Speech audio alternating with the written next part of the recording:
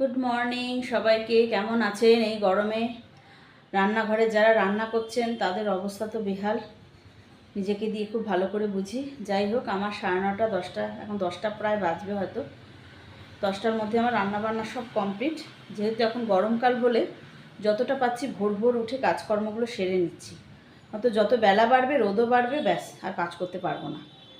আর এই দেখুন, আজকে রান্না করেছি লাঞ্চে, এই যে দেখতে পাচ্ছেন, এই যে ইঁচড় দিয়ে চিংড়ি মাছ। এটা আমাদের গাছের ইঁচড়। আর কালকে একটু শুটকি মাছ করেছিলাম, এই যে এটা শুটকি মাছ, এই যে চাটনি, কালকের একটু টক ডাল আছে, এই যে দেখতে পাচ্ছেন টক ডাল, আর ওই যে ভাত। দাঁড়ান একটু হাতটা ধুয়ে নিই। এই অবধি করতে পেরেছি বাবা। সকালে উঠে শুধু 1 মগ শরবত খেয়েছি। মিঠাইয়ের যোগ্য মিঠাইকে একটু চাউমিন করে দিয়েছি, খেয়ে নিয়েছে। মাকেও জলমুড়ি দিয়ে দিয়েছি। মা বললাম আমি গরমে কিছু খাবো না। আমি ঠিক আছে। আর আমি 1 মগ শরবত খেয়েছি, আর কিচ্ছু এখন অবধি খাইনি। ভাবছি একটু লস্যি বানাবো, দেখি কি করি।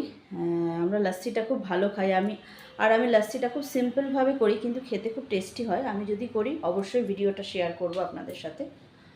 আর লাইটটা জ্বালিয়েছি বাবা, মনে হচ্ছে সূর্য দেবতা আমার চোখের সামনে দাঁড়িয়ে আছে। লাইটটা অফ করব, যেহেতু রান্নাগুলো হয়ে গেছে। এই দেখুন এখনও ধোয়া উঠছে চিংড়ি মাছটা থেকে। আর এই যে দেখুন আমাদের, দেখতে পাচ্ছেন আমার পেছনে গাছটায় দেখুন কত না এখনও এই কাঁঠালগুলো রয়েছে। এগুলো পাকাবো বলে রেখেছি। আর ইঁচড় তো পাড়া হয়েও গেছে, সবাইকে দেওয়াও হয়ে গেছে। এখন আজকে আমরা নিজেরা খাচ্ছি আর কি। তোর বাবাকে বলেছিলাম ইঁচড় চিংড়ি করব।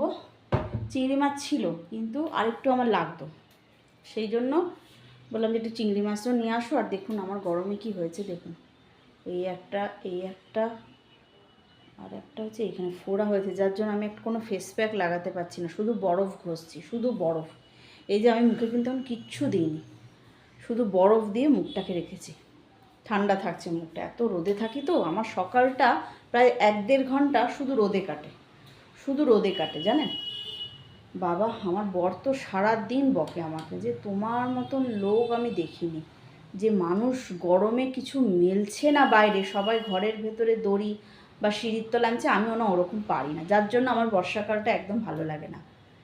জামা কাপড় রোদে দেবো, মানে কোনো জার্মস থাকবে না, গন্ধ বাতাস থাকবে না, কিছু না, একদম পয় পরিষ্কার ঝা চকচকে থাকবে, সেটাই আমার ভালো লাগে। কষ্ট হয় রোদে, আমার খুব কষ্ট হয়, কিন্তু কি করব, মানে অভ্যাসটা হয়ে গেছে তো, এখন কিছু করার নেই। যাই হোক, অনেক কথা বলে ফেললাম গরমে। এই গরমে কাউরই এখন কথা বলতেও ভাল লাগবে না।